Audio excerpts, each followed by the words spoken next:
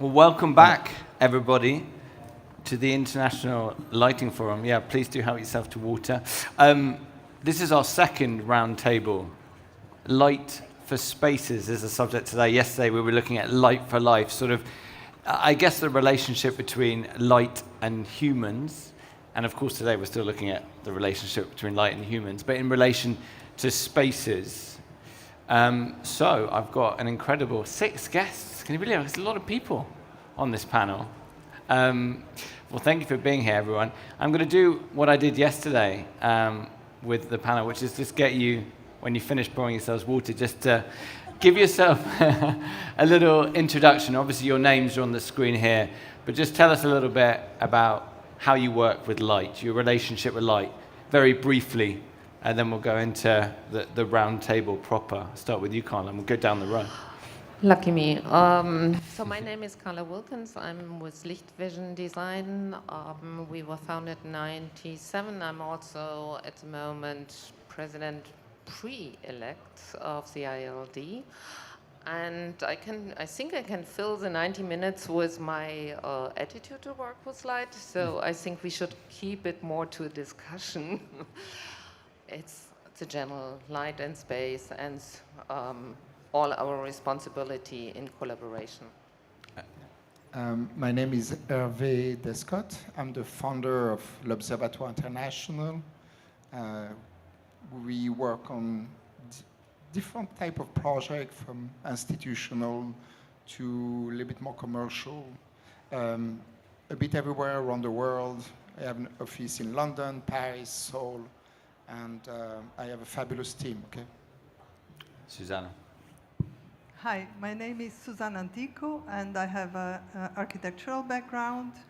And for the last 30 years, I've been in lighting with an office carrying my name. And since last year, I founded Lumit Studio. So my name is no longer, the name of my practice, a big step for me. And I'm mainly busy with outdoor lighting, public spaces that I find very interesting at night. Hi, my name is Mariel Fuentes. Thank you. Oh, okay, thank you. Okay, my name is Mariel Fuentes. I am an architect and lighting designer. One of the co-founder of Maths Lighting Design Studio based in Barcelona. I wanted to share with you 3 singular things I think that describe myself. The first one is I'm an architect inspired by light.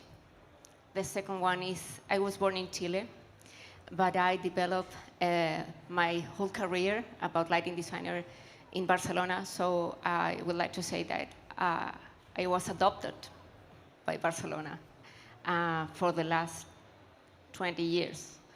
And the last one is that I want to think that light is a technical tool with emotional consequences. And my main experience about lighting project, I think, maybe I can say that is in a residential and luxury projects and hospitality, but we have worked in many different projects and challenges all the time. Thank you for having me. My name is Elisa Orlansky-Hours. I feel foreign for many reasons. One, I'm American and Argentine, but more importantly, I'm not a lighting designer. I'm a highly opinionated real estate marketer. I've made a career for the past 20 years at Corcoran Sunshine, helping developers and their architects optimize residential developments, from skyscrapers to resort developments all over. And our role is really to craft the stories that resonate with buyers. And so for us, lighting has really become the unsung hero, right? In terms of turning the ordinary into extraordinary. So I'm really looking forward to the conversation, and thank you for having me. Thank you. My name is Tim Ingold. I'm an academic, an anthropologist. I'm based in the University of Aberdeen in Scotland. For a long time, I've been interested in questions of how people perceive their environments and the sense sensory modalities through which they do so, and that's where my interest in light comes from. We did this a little bit yesterday, actually. We sort of started off our panel looking, as we're going to be discussing light in its various guises over the next hour and a half or so, we looked at what light actually was. Piero Benvenuti yesterday talked about sort of when it was properly discovered in a way back in the 1860s, we started to learn more about it. I know, Tim, you were keen to sort of explain, and it was very clever. It was difficult for me to understand, but I'm sure everyone will get it.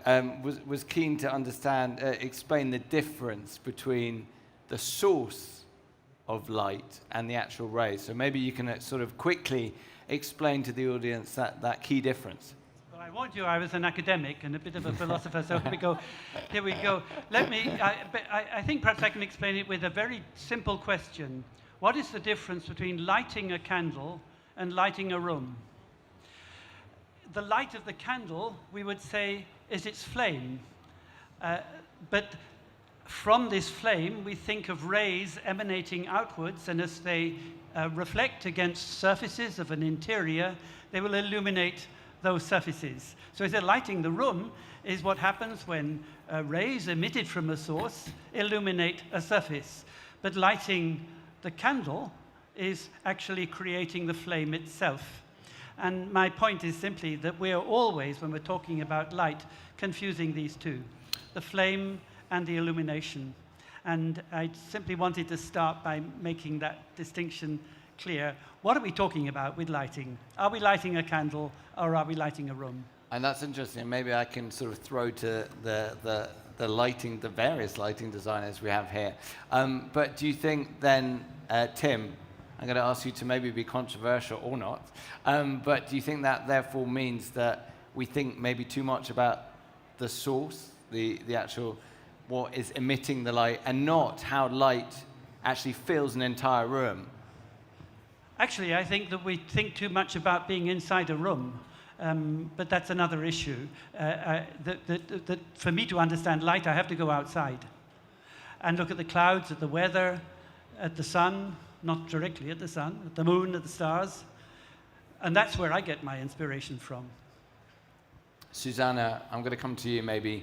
The flame, Tim was talking about this idea of a flame. It's I don't know, it's like kind of, it goes back a long way into our history, before there was electrified lighting, obviously. As a lighting designer, is that something, do you still get inspiration from this idea of a flame when you're approaching a project? Yeah, this is very interesting because the candle and the light of a candle is something that everyone knows. So while it's so easy to talk about daylight, everyone knows about sunset and sunrise and certain times of the day when the space, the built space or the natural space is most wonderful. When you start talking about artificial lighting or electrical lighting, it is difficult to find the words. But when you tell someone that you want to create a situation like the feeling you have when the space is lit by a candle, people start following you. And you can use these images to explain what you want to do with the space. Because indeed, we said the candle will light the space, but actually not all the space. And this is the interesting thing, because with a candle, you are able to light a small part of the space. When we think about the monks where they used to work at night, they used to carry their candle and light what they needed, just that space, or they would move this candle to see the steps or to see the colors. And this is exactly what we do or what we should do. So definitely, this is a fantastic instrument, it's a fantastic tool. And also, it makes us think this was really the first instrument to chase away those dangerous animals surrounding us when we were still in caves. So the flame has so many meanings, and definitely its warmth. It's something indeed very inspiring for all of us. I'll ask you a quick follow-up though. But do you think that means, if you talk about the candle, the fact that it only partially lights a space, do you think that's something lighting designers miss sometimes? They go for I'm saying over illumination, the fact that less can sometimes be more. We've talked about shadow a lot over the course of this forum. I'm just saying, can you draw more inspiration from the flame in realizing that maybe less can be more in terms of lighting?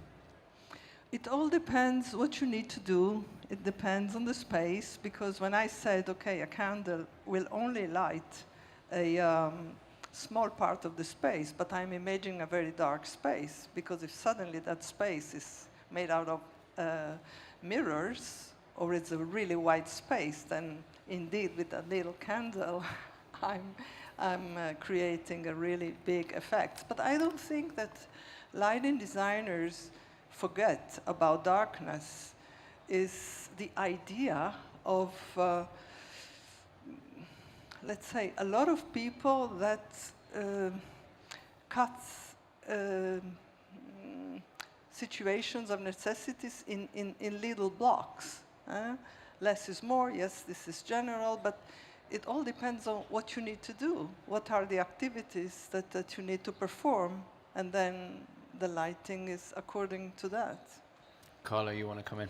I would also like to add, as lighting designers, we have different demands. So the one thing is we have to provide a good lighting for the function. And the magic about the lighting designers is that they are not only doing the function itself, but they always have a very good narrative to the light setting. So, and that I would catch up for Tim. I personally think you shouldn't divide that. It's both. It's an holistic approach, and we shouldn't be only inspired by daylight, because daylight is, in our perception, something which is also connected with other senses. It's not only a visual thing where we are trained in terms of lighting, but it is with how's the moisture, is it warm, is it cool? It is like different emotions in the overall sensual experience, while the lighting designers for the interior do not have those tools, only in the collaboration of the whole team. And I think we should consider that. Tim, do you have a response? I don't think I said you should only go outside in the daylight. At least I meant to say that you should get out at night as well and think about the difference between seeing the stars and seeing the blue sky, because that tells you a lot about what light might possibly mean. There's a lovely passage in Romeo and Juliet, the bit where Romeo is serenading Juliet under the balcony, and I'm afraid I can't remember the words by heart, but Shakespeare says something like this: if two of the fairest stars in the heaven should decide to have some business here and change places, so that these fair eyes would be in the heavens and those eyes in her head. It's a beautiful image of the way in which, when we see the stars, we don't see distant objects billions of miles away. We actually see with the stars in our head. Marielle, I think you wanted to say something. I want to add or recover something that Susanna commented. Everyone can connect with light and message, because everyone has experience from their own life. But the problem is that many times the society have very afraid about the shadow, about the darkness, and our duty as a lighting designer maybe is to give this information, because by physiological needs we need to understand the darkness and the brightness, the contrast, the accent lights. It's very good exercise for our perception or our mind or our feelings, or even because we need synchronize our body with the circadian rhythm, understand these changes, this gradient or many stimuli that we can get from the light. And this is a message. We need to create this coordination or this alignment with the nature from lighting. So even inside, you need to do that. You need to have that alignment with nature. Yeah. And how do you do that then? Tell us. Sometimes, or maybe the most of the time in the project, we need to understand the context. We need to understand the needs from each space. It's not the same illuminate in a hospital or a restaurant. Even in a restaurant, for example, if you have a space in the lunch time, you have one specific needs, but at the cocktail time, you have another. And the lighting atmosphere is different. If you understand these needs, you can create a narrative according these needs, according the space, according the possibility of the space, according of the client needs too. Because it's a complex equation, it's a complex formula. But if you go inside of the project, you need to consider all the factors and all the stakeholders too. Hervé, I'll bring you in. Tell us how you approach the project, how you sort of try and bring about some of those things. And first, I feel extremely fortunate to felt in love with that work. Okay, lighting, design, and lighting for spaces inside or outside. And I have the tendency of really thinking the light as a real raw material that it belongs to the space itself. You construct when I work inside. That's why I really try to understand as best as possible architect I'm working with, because the light is a part of the construction of the space. It's not something, I'm not lighting an object, or I'm lighting a space. The light belongs to it. And I think I try to hide as much as possible the light in the space when I design it. Sometimes I hide it physically. You don't see the source, you feel it, you don't see it. But sometimes it's a part of the camouflage. It goes, the light is a part of, it's visible, but it's so designed with the essence of the space that it belongs to it. So it's really a part of the construction. So I think there's so many layers. You know, a good lighting design can enhance and make the space incredible and totally alive the way it should be for different programs, for different venue, for different purpose, can be really alive with it and should be alive with the space itself. And sometimes if you miss the target, it can destroy a project. You can have the most fabulous architect and the light design doesn't work in there. People are not so attracted to space. So I think the dynamic and the dialogue, and I think we cannot work alone.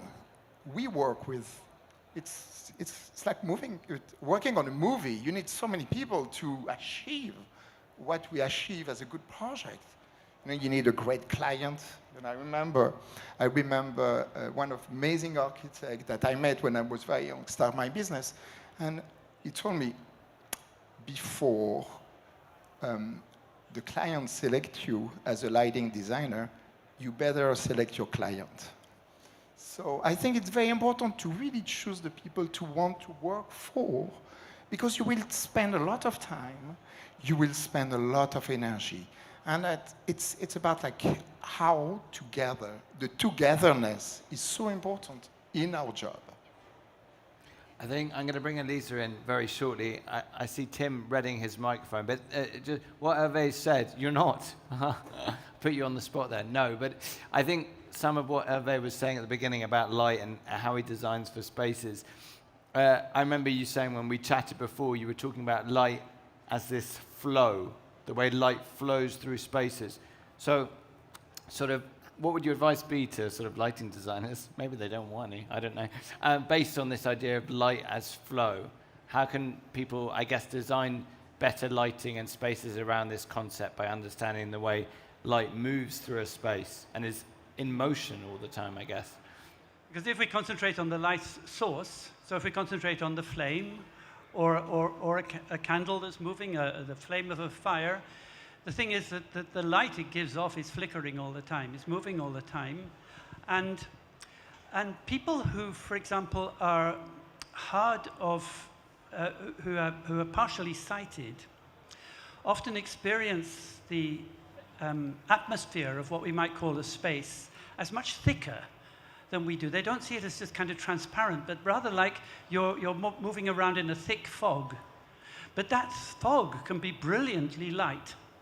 So there's a sense, because they're not seeing objects very clearly, they don't see the walls, the ceiling, the furniture, they just have a sense of the milieu, the medium in which they're immersed, so that the light is something in which they are literally bathed. And particularly, it is not homogeneous, it is heterogeneous. Look at these spotlights here, absolutely sterile. You know, there's no movement, there's absolutely straight. Keeping us alert, it's clinical, and it detaches us from our environment. And I want to get across the idea that actually our experience of light is a sort of vision which doesn't objectify things, doesn't put them at a distance, but is actually something in which we are just as immersed as when we're listening to sound. But how do you think, Tim, just to continue that quickly, how do you think lighting designers or architects or designers generally can better reflect that, which is quite a complex thing, but what would your advice be? Well, I think the problem is that, actually in this word space, that so often lighting designers work as though what they're dealing with is an interior space. It might, for example, if you were a theatre designer, it would be the stage. And you're concerned with lighting the stage and what's going on there. And in the case of the stage, what's going on is an interior simulacrum of the outside world. But if you live in a cave, you're just going in and out. The world you're inhabiting is not an interior world as opposed to the world out there. It's the whole world. You go in and you go out as a matter of course. So I would recommend for lighting designers not to go back to the cave, but to remember that the world we inhabit is not a space enclosed by walls, but actually the entirety of heaven and earth. I do promise to bring Elisa in, but Hervé's giving me the eye like he wants to say something. But you can create space outdoor as well. Like when we designed the lighting for the High Line, for example, in New York, it's a full space. And it's outdoor. And the original idea was to hide every single light source from the view. And having the light below eye level. So all the light is really low, like it's about like 120 meter high, and lighting all the space. So when you walk the High Line, you can see and connect with the city around you.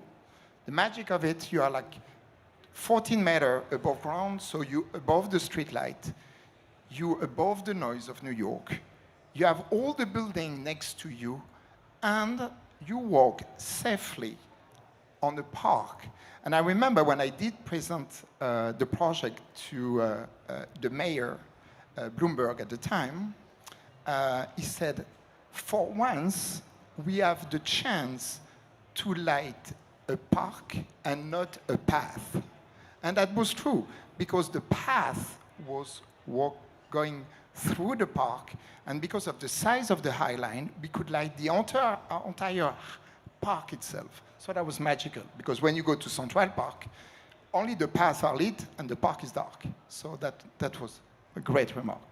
I wanted to add something. One of the very common confusion that the society or the architects sometimes have is because they understand that the light comes for the horizontal surfaces, and they don't understand that you need to perceive the space through the whole surfaces, and sometimes you have more information if you illuminate the vertical surfaces. And it's not necessary that the light is everywhere. It's not necessary that only in the horizontal surfaces is the only way, place where you have the light, because you lost information. I try to explain my students, like, if you have only the light in the horizontal surfaces, you have the interrogatory space, you know? When you have only the dramatic light in the spaces, but you don't know anything about the other part of the spaces. That's why I think that your project is beautiful. That's why. Thank you. But I think in any project, you need to give the sense of the space you are in. Either like I'm working on a museum or I'm working on a restaurant or hotel. In a restaurant, you need to give the sense of the room. And then the room can be dark, but if you have the sense of orientation, it's so important for the human being. So you really feel the orientation first, and then you do a little bit the playground in the middle. I think we can say that you need to reveal the space with some key points. And this happens with verticality. Yes, exactly. Well, I think the reference of the High Line is brilliant because it really, the High Line in New York City, not to bring it back to New York, but really allows the skyline to be the canvas when you're on it, right? And it's so subtle, and you're right, it just disappears. However, the underside of the High Line, the lighting there now becomes the protagonist, and so it becomes sculptural and becomes a monument, right? So it's a very clever play in terms of how you achieved both, right? The discretion and the wayfinding versus the celebration of this structure, and really turning it around so that this remarkable cast iron intervention now becomes something that everyone wants to go up into. So iconic. And I love the High Line because it's one of the non-commercial space that sees so many visitors in New York during the day and during the night. There's not even a cafe. So, and there's thousands of people every day working there, so it's pretty good. I want to definitely talk about outdoor lighting a bit later in our discussion, especially with you, Susanna. But I want to bring in Elisa as well a bit more, because obviously you said you're not a lighting designer. You market buildings. You market these incredible skyscrapers in New York and beyond. I'm just interested, as we're talking about lighting for spaces, how much does it govern, your work? Are you seeing buildings that are literally built in a way to take certain lighting into account? How much is lighting influencing the sort of buildings we're seeing going up? That's a really interesting question because I think it goes back to what Hervé was saying about having the owner's report or the program really well defined, and so that's really where we come in. I would say 90% of the time come in before the architect is identified. And so our main role is to translate these market expectations and understand how to create a program that's very clear from the beginning. So a thesis for the building, what are the key objectives that we want to achieve with this building? Is this going to be a skyscraper that's visible from every aspect? We're working in New York, in Seoul, in Miami, in Argentina. Are you going to be able to point to it on the skyline? Or is it something very subtle and discreet, and we're purposely designing it for celebrities that do not want to be at the center of it all? So it's really looking at how do you create these kind of program recommendations and translated guidelines to allow for lighting to be transformative, right? So taking the architecture and either having it be something that becomes a protagonist in itself or very quiet. And as I said before, taking an ordinary building and celebrating it 24/7, 7 days a week, seasonally, what have you. But also allowing the user to adapt. And I think this conversation of really, the heaven and earth and the flame of the intimacy of a flame versus lighting a room is really important today, right? The adaptability, right? Especially when we're confined, living and working and cooking all in sometimes the same room. And so how is that room adapting? So it's maybe the task lighting of, working from home to make sure you're lit for the, video conference.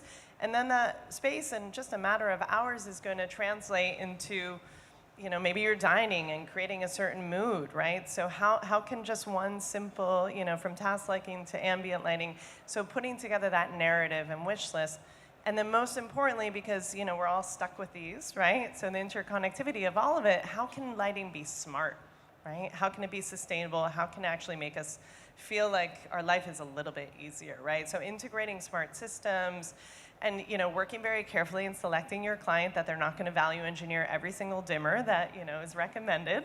But I think the biggest thing that I've learned, thanks to Euroluce, is really the biggest kind of rule I'm going to take back with me is inviting these amazing consultants day one, right? We always request that the developer surround the table during pre-design and concept design with all these industry leaders, but lighting, regrettably, comes too late, right? So the building's already designed, so then we're just trying to like fix ways to either have it integrated into the building so it is discrete, but really it doesn't necessarily get as a conversation with all of you to design the beacon, to design those intimate moments, to have the intimacy of flame and really those moments. So I think that's the biggest thing I'm at least learning from this conversation.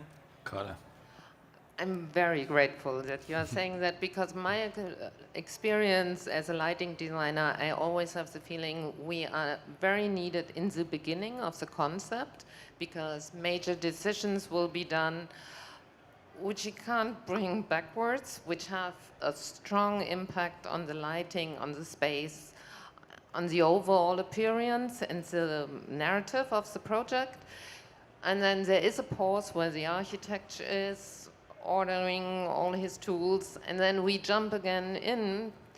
But if we miss that first phase, it's really hard work afterwards, and to convince everyone that might be there was a mistake, and can we bring that back? Especially when the architect brought you in, right? You can't Yep. say that, right? So Yeah, I we guess do.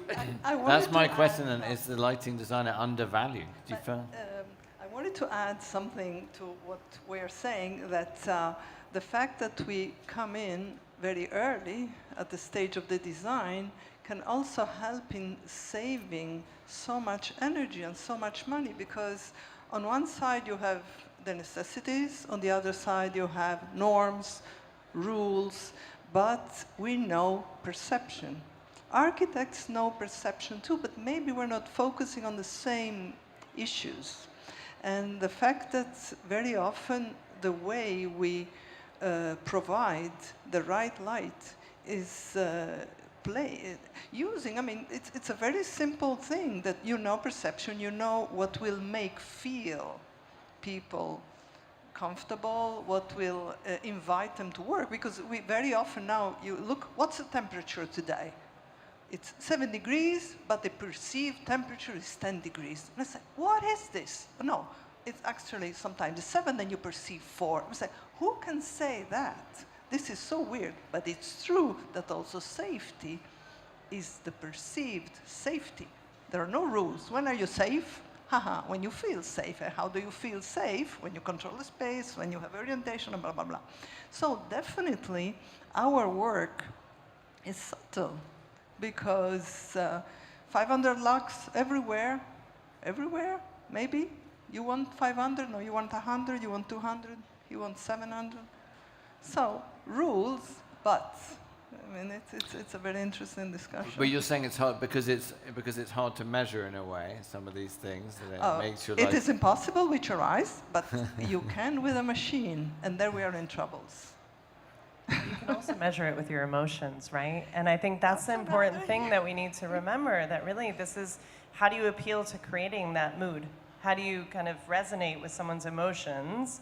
And then also, how do you make service even better, right? So I think that's the other side of lighting, that it's not only how we experience it, but that how does it make everything in terms of the operational excellence that we all expect today, that how does lighting help us with that as well? So I think it's both sides of it. Yes, but there is a big difference between spaces that need to be comfortable and inviting, and spaces that need to follow laws and norms. Because if something happens, an accident in spaces where norms and laws are valid, then you need to be more careful. So you need to work a bit more and have everyone following you in seeing that maybe you are not really according to the norms, but everyone can see that what you're doing is much better. And often there is more flexibility into that. And that's very interesting. I think it's a really good victory for the whole group, because I would like to add something. Yeah, because I think today we have great knowledge, more and more knowledge about what we do. The technology is evolving every single day, really fast. But I think always, and I always tell my team, I think the question, the very important question is the why. Why we are doing what we're doing on a project. Why it's helping to do some editing. There is a reason, has to be a good reason behind every single decision. You create a space for the mood, the feeling, for working, but there is at every time, oh, it's me. This too. There is the why. And when you get the right at the right position, you can do some good editing on a project. And you can make the right decision with a candle, because the candle, it's very important at certain point. The mystery of the space is super important for your feeling. It has to be mysterious. But sometimes it cannot be mysterious. So it's like everything, like a curve, everything is important. I think.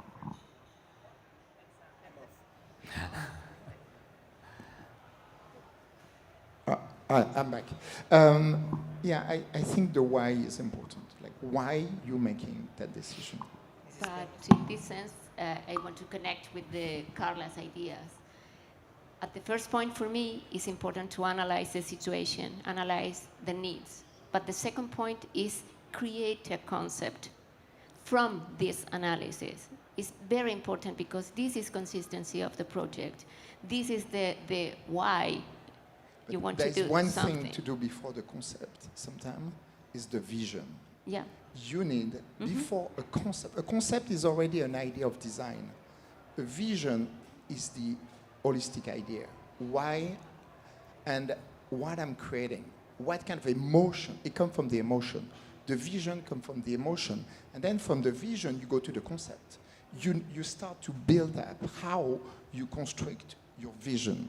What element you need to build the vision. And then you go to the design aspect. You have like the vision, the concept, the design, and then the implementation of it. But if you skip stage, you find a solution. I compete every day with my team, say like, every project has a solution. You have thousands of solutions for everything.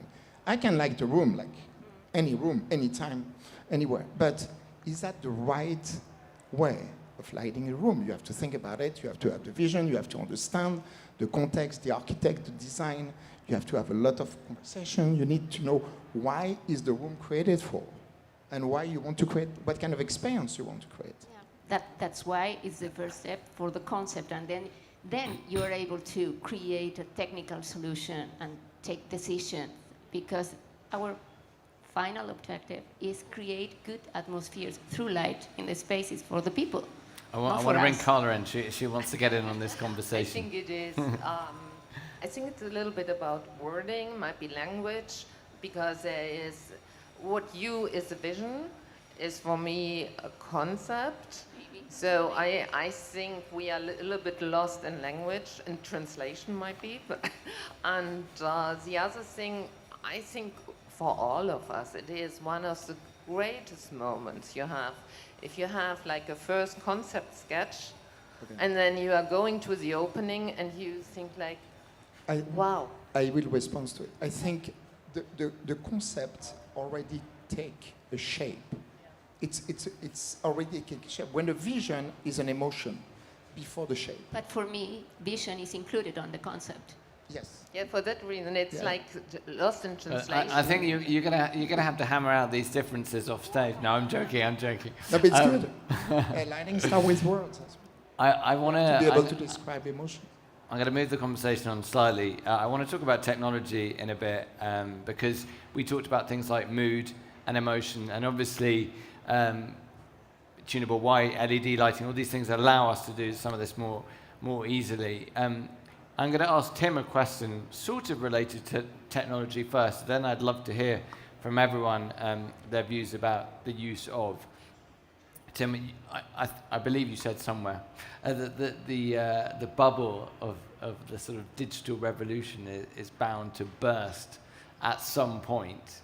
I just wonder what that means, especially in relation to the fact that we are sort of hurtling forwards in terms of technology. What could the implications be if you can apply a sort of lighting design lens to that? I'm just interested to hear your thoughts. I don't think that the digital technology will last beyond 2130. That's Wow. because I apply the 150-year rule. Coal lasted from 1810 to 1960, oil from 1910 to maybe 2060, the digital from maybe 1980 to 2130. I cannot see how it's conceivably sustainable over the centuries, because the demands it's placing on the environment in terms of extraction of rare earths, in terms of energy consumption, in terms of space junk, is simply mind-boggling. So I think the important thing is we have to think ahead and say, what do we need to take care of today so that our descendants, 100 years, 200 years, 300 years from now, will have a decent kind of world to live in, and they will have the skills they need to manage in that world. Therefore, we have to look back a bit and think, well, how did people deal with their environments before electricity, before digital technology, before all these things? And that's why I always come back to the idea that for most people around the world, before electricity, wherever there was mention of light, something was burning. There was always a torch, a fire, a flame, a candle. But that's not good for the an oil environment lamp. either. It's not, well, in a way it's not. But on the other hand, the environment's kind of, it'll muddle along. People will muddle along. And so I think it's a mistake to assume that where there's light, there's electricity. Because the question that I kept wanting to ask you all when you talk about lighting design is, how much lighting was there, designed or not, before you started your designing business? I mean, presumably there was light around illuminating various spaces before you started designing anything. So what are you doing with that light? Are you editing the light that's already there, or are you creating something ab initio, right from the start, or are you kind of mixing the two up, or what? I'm not a lighting designer, but I would love to know the answer. Does anyone want to jump into that question from Tim? Yes, I was wondering where shall I start, because there was so much sent into, yes. What do we do with the light that was already there? I work mainly in outdoor spaces, and when I have a good client, I start really big, in the sense that I do a master plan. And the master plan is a marvelous tool because it's like a music director. It will make it possible that all the instruments are coherent and are in proportion and are fine-tuned so that everything works, that there are no sopranos suddenly screaming somewhere that you don't hear the melody anymore. So, and I have been quite lucky lately to convince, it took me many years to convince some of my clients to work thinking about all the sources that are insisting on the same space, so that if everything is a bit subtler, lower, you won't perceive it. But it will be much more comfortable and interesting. So I don't know, was I supposed to answer first the question of the technology, because I'm taking another path? No, that's okay. You go for it. I'm going. So actually, one of the exercises we must do is that we must demonstrate that our installation is more efficient in terms of lumen watt. So I'm getting more flux, more light for less wattage. We managed to do that, indeed, but the real issue is that you don't always control everything. I remember a project where we were very careful in making a really harmonious environment. And then we had a meeting with the police who said, no, this is a dangerous area. There has been some shooting, there have been some, so we need a really high illumination levels.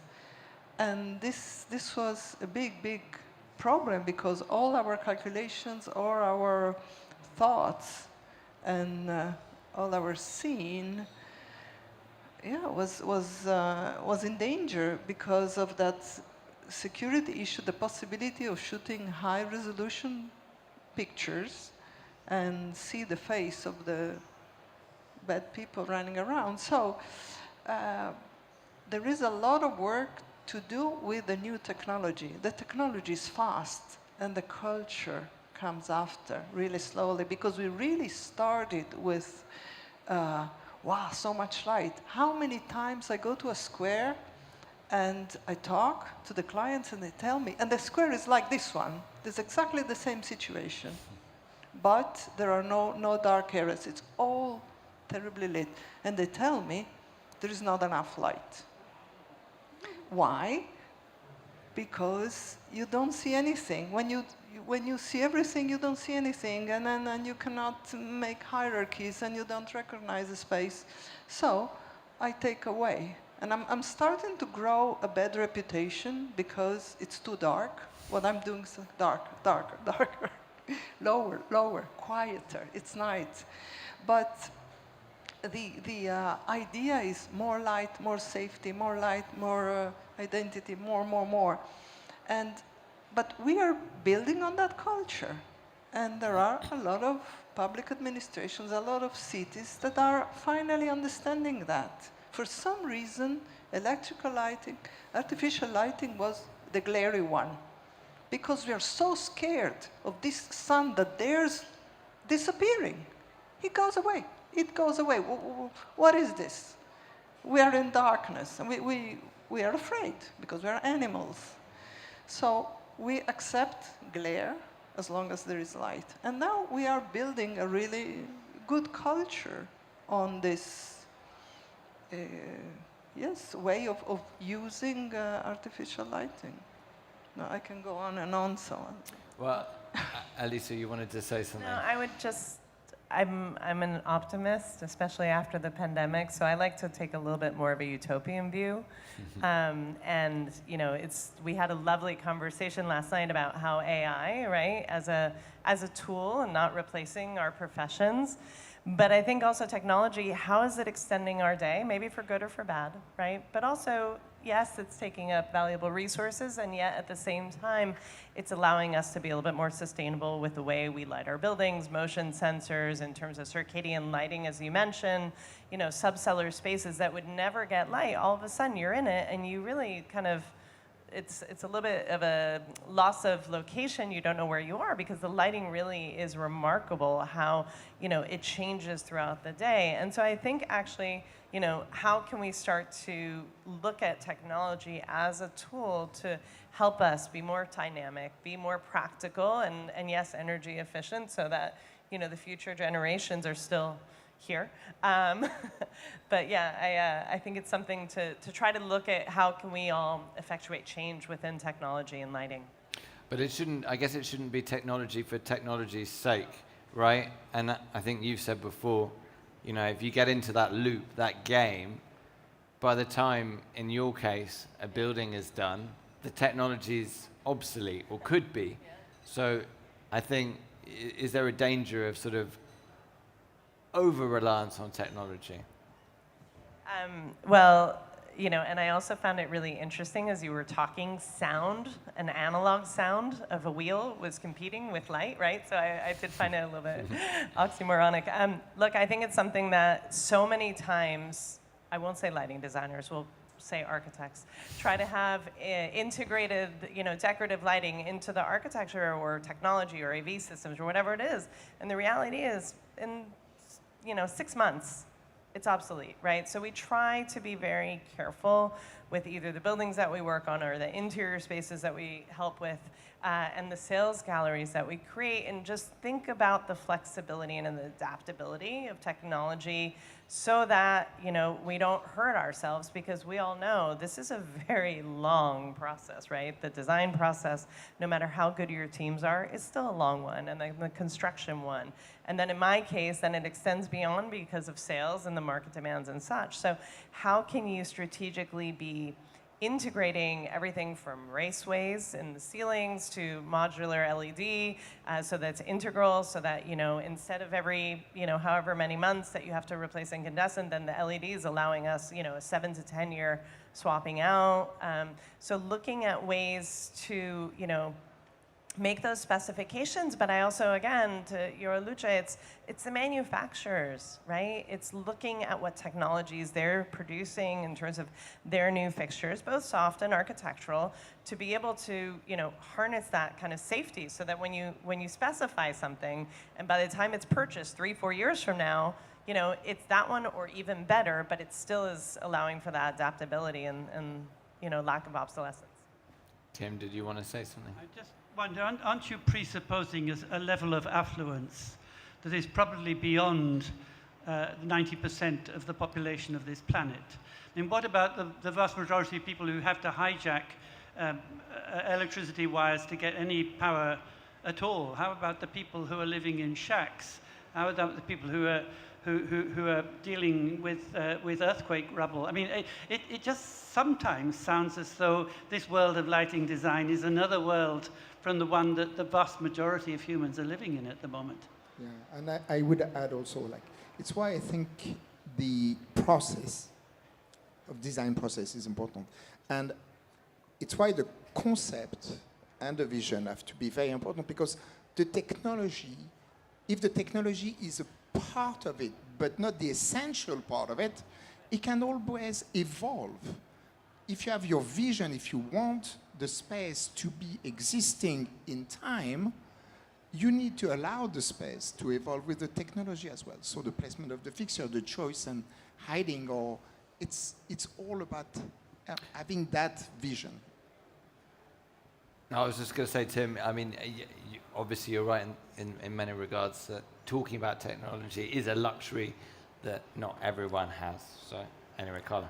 But so I would have like a few comments to everyone. So to the last one, to light poverty, I think there is a great opportunity of technology to help. If there is, like Olafur Eliasson had this art project, The Little Sun, where you buy one fitting and he gives one to the third world that they could have, a light piece. So in our community of the ILD, we are talking about light poverty. It's not part of our discussion. It is present. So I think, of course, here at Euroluce, and we are looking so well and nice designed fittings, of course, we are on a different level, but as you said, it is part of our discussions. I think we have one member who had a great speak, especially about Lebanon, where they had after the war no opportunity and only had electricity for several hours. So that was really one topic. So I think technology, and coming back, technology is, you can't stop it. So if we want to be romantic and sitting around a candle dinner and having only the candles, that is a romantic feeling, and we can translate it and we can bring the emotion. But I think in general, to say like, oh, the ongoing technology, we have to stop it or it won't be sustainable. I think our responsibility is to make it sustainable, bring the right discussions to it, have an aspect on our environment and the energy we need. Use it for the right thing, but to blame technology, I feel like it's 100 years ago when the train came the first time and they said like, But can we make it sustainable? That's the question, because the word sustainable gets thrown around so much, it no longer means anything. So you can sit here and say sustainable lighting, but it doesn't really mean anything, does it? But it starts already here. If you go through the fair, you see that the material changes. We had so much plastic and aluminum before. So now you see that there is sustainable materials which are recyclable. We have the circular economy. This is not from one day to the other, but we have the responsibility as the lighting designers to push for it, to push the clients and the architects that we work in a sustainable circular economy way and being responsible for the next generations. It's not for my life, it is for the next generation and the generation afterwards to train them to be sensible with it. Yeah, and also there is rules now. We have code to follow, we have rules to follow, you work in California, you have the Title 24, which is extremely strict. You cannot abuse. And for me, from my point of view, I think we can do exactly that Carla mentioned. If we have a conscious about that, we can take a strategic decision. For example, one of the changes that happened in the last years is that manufacturers are more conscious right now to replace pieces of the fixtures, of the lighting fixtures, not the complete lighting fixtures. This is a point that we can put our, check. This is a good manufacturer because it's sustainable. This is one of the strategies we can do. At the other point, maybe we can, from the associations, maybe we can have more possibility to go to the governments to create this change of the conscious about the standards are not very aligned with the needs of the spaces according the real requirement of the spaces. Because in my city, Barcelona, because the change of the technology for LED happens that there are many pedestrian roads are illuminated like a highway. And the argument is because we have a very low consumption. But this is not the reason. This is not a good reason to change the technology without criteria. I want to bring Elisa in quickly, and then you, just because I want to talk about, this makes me think to bring in New York, because we're talking about sort of light pollution, we're talking about sustainability. New York, iconic skyline, but obviously quite a lot of consumption, light pollution. What's your take when you're with new skyscrapers that are going up? Are you conscious of not thinking about the environment, thinking about sustainability versus this is New York, we need to light that up, we want to show off our skyline. How do you balance that? Is that the way you think of us? No. I lived in New York for 6 years. No, I know. First of all, this is so exciting, such a great conversation. And I think it's something that, especially to your point, is really how can you light up a building, right? So that it can be iconic, that you can see it, and it lights up, the silhouette of the building, and yet doesn't muck up the dark sky, right? Doesn't hurt the ecosystems, doesn't hurt the bird migration, or last night we were talking about bats, right? And so that's a really careful balance. And so again, I feel like I'm gonna call the architects that I work with on Monday and say, who's the lighting designer? And let's talk to them right now, right? Because especially with, light pollution, it's such an important thing. And yes, I work on luxury housing. I also work on housing for human beings. How do you subtly light the solids of the building, right? And so not, impact, let's say, the residents next door to the light, right? Because you don't want the light pollution inside the residence either. And you don't want the light pollution into the dark sky. So lighting the surfaces, more downlights instead of uplights. It's really, the whole concept of a curfew, right?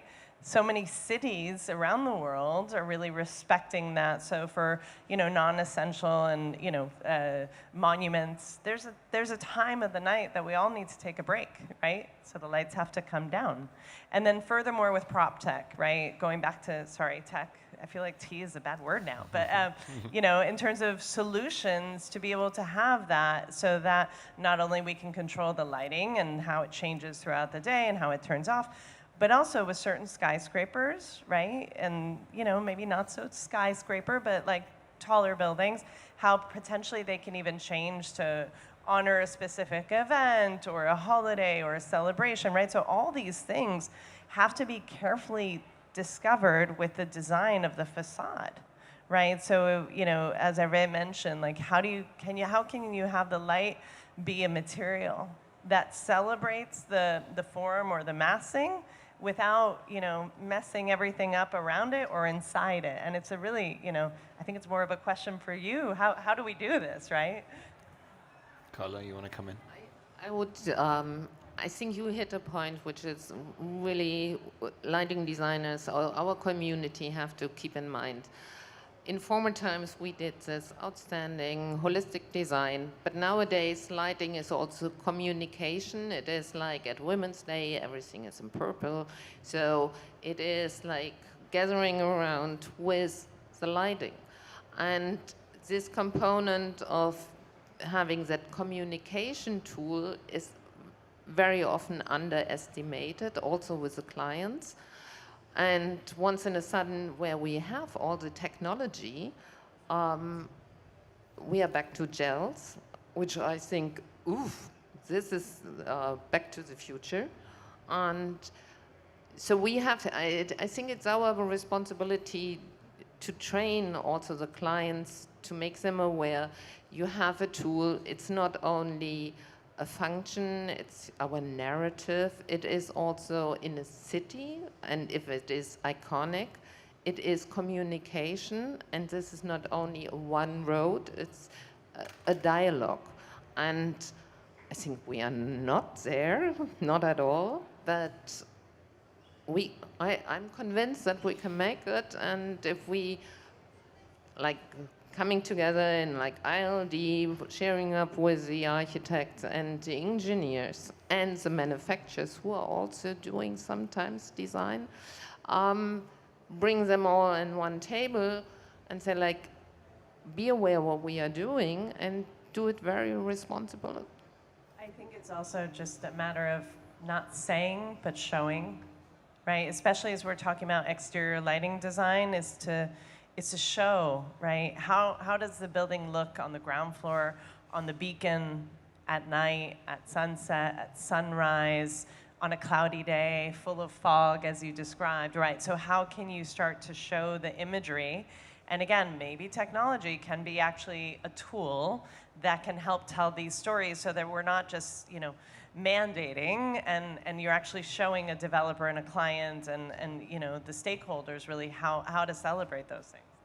Yeah, but we can insist, and indeed we can bring this cultural discussion as far as possible, but we are competent professionals, but we are people that want to work, and what we know how to do is lighting design. And if there is a client that has a clear idea of what he or she wants, if I have an ethical problem and I say, well, I don't want to do outdoor lighting anymore, then I can close my company. So what I try to do is indeed do the best I can, trying to get all the stakeholders present as early as possible. But if I don't do it, someone else will do it, and maybe much worse. So seeing that I have the competence of minimizing my impact, I try to do that. But indeed, the instruments I use, are they always sustainable? Maybe not. I use too much energy? Yes. But when a city tells you, I want that this iconic building is visible and represents our culture and the beauty of the city at night, I do my best, but I will do it. Because, and it's true that in outdoor spaces, it is quite difficult to find a balance because you have lighting signage, you have even red lights, you have all sorts of elements that you don't control, and forget that the city is going to tell the commercial unions shut off the lighting signs because they pay so many taxes. So we really need to keep on going on with our culture and to be a bit more humble and I'll try to be very quick. What is a big issue in cities is that light is independent. You put a light on, great, this is gray, it reflects light. This is shiny, wow, it will have a direct reflection. So street lighting that now, as you said, with LEDs is so aggressive and so bright, starts competing. So can you tell me why my city suddenly is cut in two? Or even worse, I only see horizontal planes. The vertical is gone because, yes, I can direct the LEDs to the ground. Where am I? I would like to. Yes. First, I think this is our job as designer to find solution, okay? That's really the first thing we have to do. I'm not an artist, and I try to find solutions on problems with design. And recently, to answer to one of that problem, so we love to light nature, we love to light trees, and for years we used to apply the trees. Okay, so it was easy, it's nice. You create verticality, you create like a background, it's so nice. But recently we had to find a solution to light the tree. So what we did with manufacturer, we create like a light fixture that you can attach to the tree. So we bring the fixture in the tree, and instead of lighting the trees up, we light the tree down. And it's nice. And on the top of this, you create beautiful shadow on the ground. So I think our job is to find this kind of solution. We have challenge, we have problematic every day to resolve. And we need to go understand the problematic and try to find the best answer. And I think, I don't know how is your experience as lighting designer, but maybe we have the coincidence in different cases that we found with clients. When lighting design is a problem where the main important thing is the money, we have a problem. Because choose your client before the client choose you, okay? In the schedule of the different parts of the project, lighting maybe is the first budget that the project manager cut. If we have this perspective, if we have this feel of project, I don't know you, but for me it's, okay, good point to start. But if we work with the client with conscience about the good light, it's a good future for the project, it's a good image for the city, it's a good solution for the clients or the viewers. If you have lucky to have this feel of project, you can do in the best way your work. I disagree, really I disagree, because I think I think, and I'm 100% convinced about that, we have to design to budget. It doesn't matter if it is $1 billion, $1 million client or it is like someone who has only a small budget. As lighting designer, I think we are skilled to have the solution even on a small budget. It can't be so elaborated. It has to have other materials. But I think we are talking about light and space, and for that reason, I think our responsibility is really to bring a better light quality to the space, even if there's a low budget or a high budget. Of course, with a high budget, I can buy chandeliers from well-renowned, and it's like, it's a masterpiece, which is a piece of art, but I can also, for a client who has a low budget, I could then just point out a focal point. So I think only we as lighting designer can, I think if we are trained, if we can communicate the quality of light and the opportunity of dynamic lighting and lighting control, if we can bring it to the whole community, we are really a major step forward. And maybe we are delivering the pieces of excellence, but it is inspiring to the other community. And I think that should be really one of the key things. And I absolutely agree. I mean that we can have a very huge project and maybe with high budget, but in opposite way, we can have a very good project with a very low budget. Both are absolutely excellent, maybe. But it's not about money. It's about the focus only in the money, that in the budget, when the clients put the energy only in save money and not understand the future result of our project. This is the meaning that it's exhausted for us. Well, the clarity at the beginning of the project is very important, to know the goal on the budget. It's challenging on a project when you start with kind of open budget and then you end up with a really clear budget. So if you start to change and shave, if you shave more than 20%, it's not the same project anymore. It would have been better to design with the budget in mind to fit the project with the budget and not cutting, because the cut doesn't work. Right, and so There's that the goes bleed. back to vision, right? Because at the end of the day, yeah. concept design cannot happen without a vision and a budget, right? Just because I feel like if those Exactly. two factors Exactly. are, then you can kick off concept, right? Because you know not only what are you designing to, but what your limitations and the why, you know? I'm going to interject just briefly because, just briefly, just because we've only got time for a little more discussion. Then I want to try and give the audience a chance for some questions. I just wanted to finish. We've touched about it, but I just sort of wanted to go over it one last time. This sort of social side to lighting design, and we talked about context, of course. But is there something missing from the social side? And I might ask you, Colin, and see maybe afterwards, Tim, what your thoughts are on the social side of lighting. But could we be doing more to really tailor our lighting to specific places and communities? I remember you, Colin, you sort of said, Scandi low lighting, cozy isn't necessarily a one-size-fits-all for the whole world. So can we be a bit more nuanced in... I feel like Hervé wants to respond to that as well. I've opened a can of worms with my closing questions.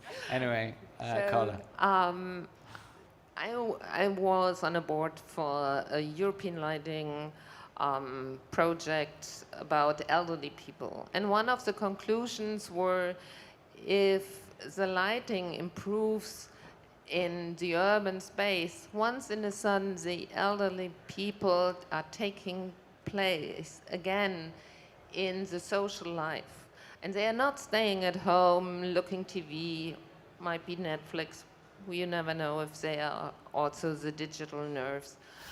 But to engage people, and I think in this time it's really important that we are coming in real life together, not on our iPhones, not on Instagram, that we talk to each other, having experience together, and I think light in the evening hours could be a very good opportunity for that. And this project showed and proved that, and it was a strong recommendation that we do master planning and also having a look at social structures in the areas where we are planning. So sort of this ability to come around, instead of everyone having their own lights, being on their phones, this ability to sort of gather around a single source. Tim, maybe I'll throw it. Did you want to add something, Carla? I only wanted to say, I mean, this is a little bit the dark side of the dark sky movement, looking at the stars, because the bugs, the turtles, and the bees really love the darkness and the very warm light colors. But I think we should also consider in the dark sky movement the humans. Sometimes I have the feeling we are forgetting that. And engaging people coming together. We are working at daytime, so in our evening hours, don't meet indoors, especially in the southern countries. You could go outside and have a great time being together in a high-qualified lighting design. Yeah, but even because in some country they work very late at night and they work a lot. And you can create a really great evening mood in an office that you enjoy to be in the space to work even after hours. I think it's like creating, I believe it should be jovial, it should be playful. I think we have really a chance to work with a media which is so intangible that you have to play with it. Has to be lighting means like lightness and happiness, and the process of design has to be also like in this, like you can offer many different aspects, but should be on the last. Can we bring the anthropologist in briefly? I really have to mention that, because what you are saying is going back to the, like in the office, going back to the bubble. What I'm saying is bringing the generations together and having a social conversation between people who are working in the manufactory and in the office or in the supermarket or the other hairdressers, coming together, having the social component. I think as lighting designers, we have to keep that in mind. Well, I did fieldwork over 50 years ago in Lapland, in northernmost Finland, where, of course, it's pretty dark for one half of the year. There was no electricity at that time. We had paraffin lamps, candles, and a sort of gas-powered thing. And that winter time, when it's dark, is the most sociable time of the year. And we would gather, it is a time for storytelling, it is a time for gathering around a pool of light, but also it's a time when you register the difference between the new moon and the full moon, because during full moon times, it's as bright as daylight, except everything is black and white instead of in color, more or less. And you have the northern lights, you have all of this, a real incredible light show, and none of it is designed by anybody. It's apart from the fact that... that's an advantage of geography as well. That's not something you can necessarily replicate all over the world. No, but the thing is that, well, then I said, well, none of it is designed by anybody, but actually it is, because people, as they go about their everyday lives with one another, are actually designing as they go. They are deciding where they're going to put themselves, who are they going to be with, where is the paraffin lamp going to hang, are they going to go out or stay in? That there's a sense in which ordinary social life is itself a process of design, in which people bring about in an improvisational way situations which are conducive to the task at hand, whether it's storytelling at night or going fishing in the summer or whatever it might be. So I'm still curious as to know where then does, if everybody's designing as they go along, just as I design breakfast when I lay the cutlery on the table and put the bowl out, then where does the designer really come in? I would say also it's extremely cultural. I remember working like a few years ago on 2 projects at the same time. One was in Finland, in Helsinki, for the museum Kiasma in Helsinki, and was going from Helsinki to meet with people and then to doing another project in Hong Kong. So first project in Helsinki, it was in the winter. It was nice. We go to the engineer's office, and the light was bright, but in the middle of the table, they would put a candle, even during the meeting. So that was a good instinct.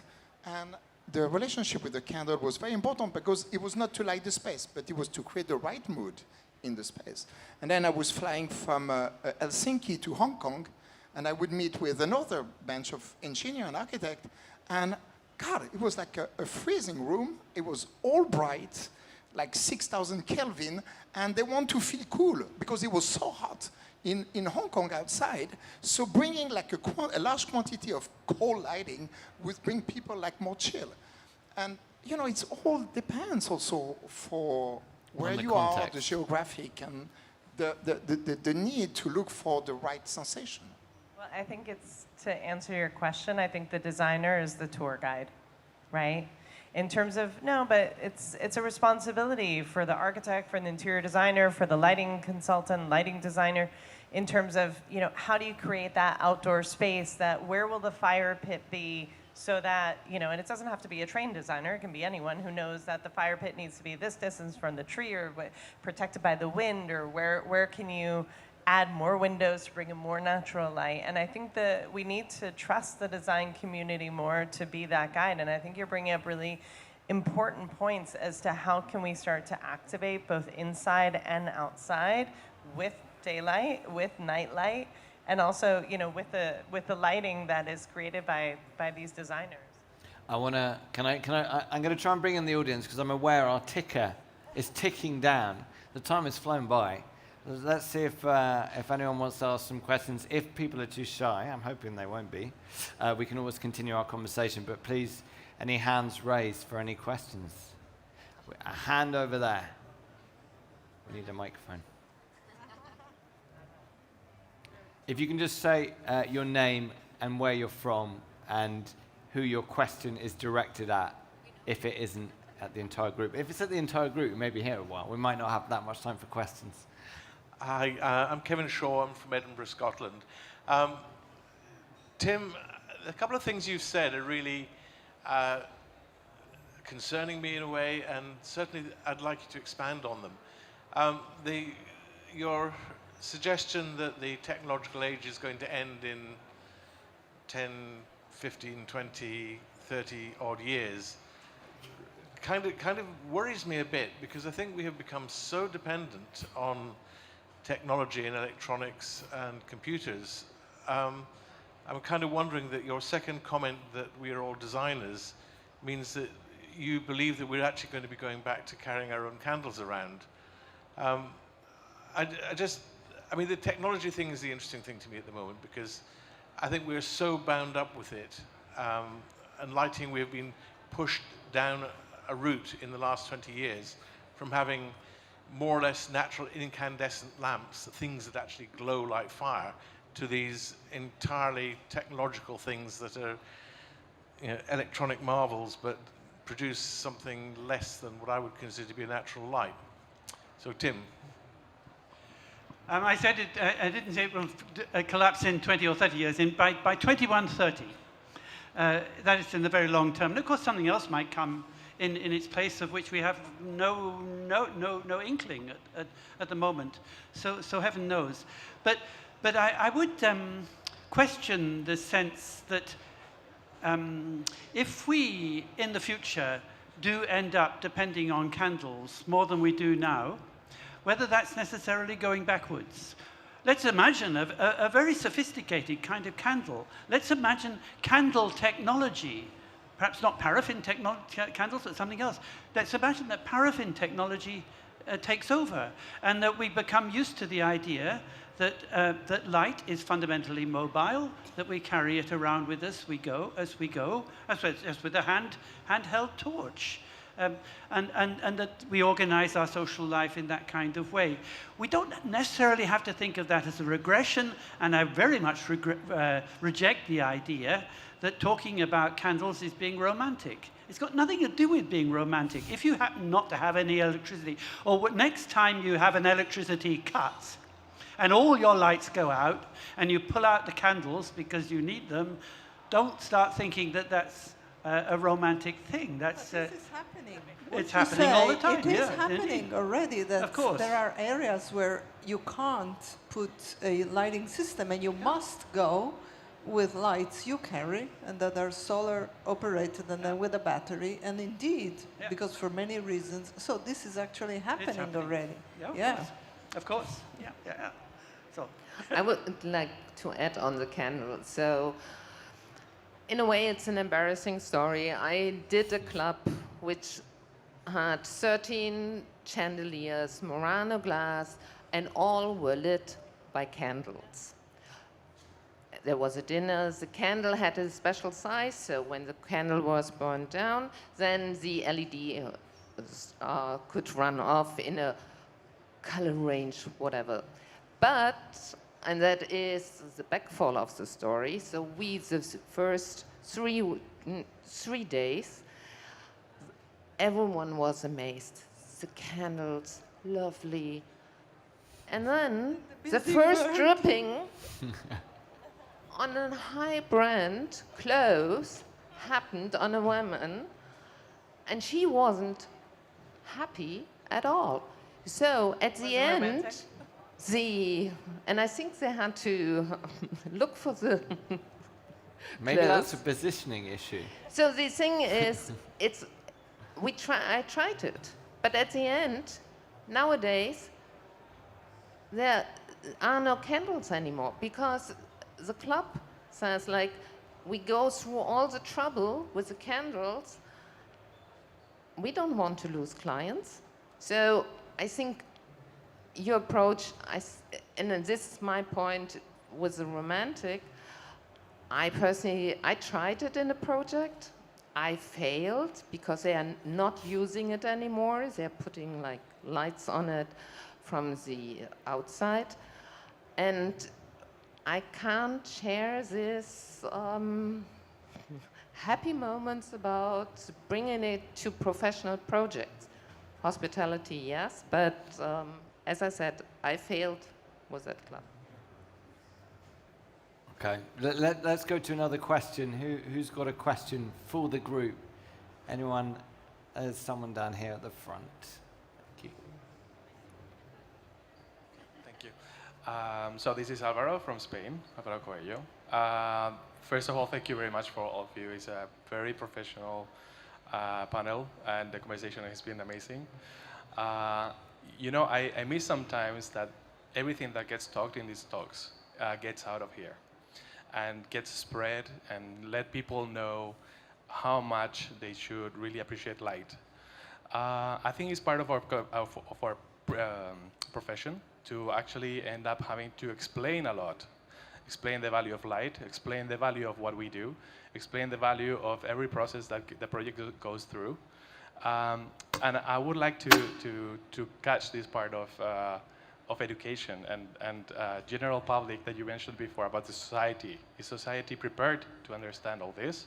Should the society know more about this? How much percentage of your time do you actually spend on educating people? That's interesting. I guess a question about do you have a duty to sort of inform the public better? Susanna. You know, it's interesting because I have the habit of taking pictures before a project. I go around and I take pictures. And in the first presentation, I show and I tell my client, your city, the neighborhood is like that. For the first 2-3 slides, they're excited. They say, really? Wow, it's like that. I need to go and see. And then, little by little, they get very upset because they start saying, that's no way. No, that's too much. No, no, no, I don't believe this. So I stop. I know I've learned that. But then I keep the slides, and then when the project is finished, and if it's a successful one, everyone finds it normal. It's normal. I look, is it different from before? But everyone is outside now. Everyone is having a beer and is having fun, and they're hanging out, and there are more business growing. And then I said, but remember, it was like that. Now that's not possible. So we see that cities that learn the lesson indeed also spread it, and this is also some kind of, education, because we get unfortunately, our community talks too much to ourselves.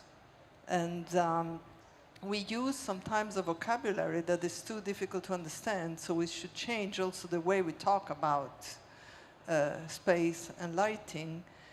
But indeed, a lesson learned in cities with the Euroluce organization, they're very proud of some of their acquisitions, and they spread the word.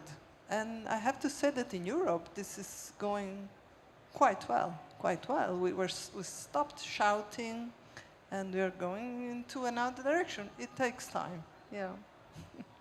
I think I have a short or very summary about the answer. It's about creating a strategy. Depend of the client, you have to create a strategy or a plan to convince these people that what advantage will come from your project. Because if you have this advantage about to say, this is the current reality, this is not good, or this is our advantage, if you implement this solution, we can get a new reality and many good ways to live this space. I think the main problem is it's in public spaces, because when you work in a private project, maybe there are many interests from the client. But if you explain very well your advantage, that working together, maybe we can have a good plan for together. Ove, did you want to say something, or are you just holding me? It's a part of the work. We also educate our clients every time.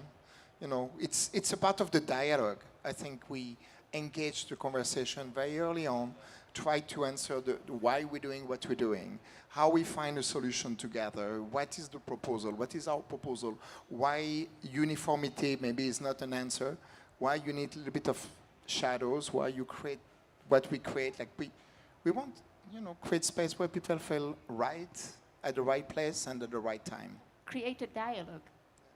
And I think the reality is, you know, in hospitality, in restaurants, in residential, in the public spaces, we don't always know the end user, right? So I think, you know, to your question, and going back to what Ed prompted us at the beginning, is the difference between light and lighting. And I think that's all of our responsibilities now, to not only educate our clients, but also start to think about how, you know, people don't get that wax drop, right? And like really start to engage with things that we can control. No, but I think it's a brilliant reference. And I think within those stories, that's where we learn. And I think all of us learning, and hopefully Ed and Tim are gonna write about it and teach about it, because I think this is something that this is our opportunity to change the generation. So hopefully by 2130, you know, there's solar-powered something helping us through, but and we would have changed those generations. The screen's been flashing 0 at us. I think, sadly, we're out of time. Thank you to this amazing panel that I feel could have gone on for longer still. So thank you very much for your time. A riveting conversation. Give them a round of applause. Thank you for being here. Thanks, everyone. It's great.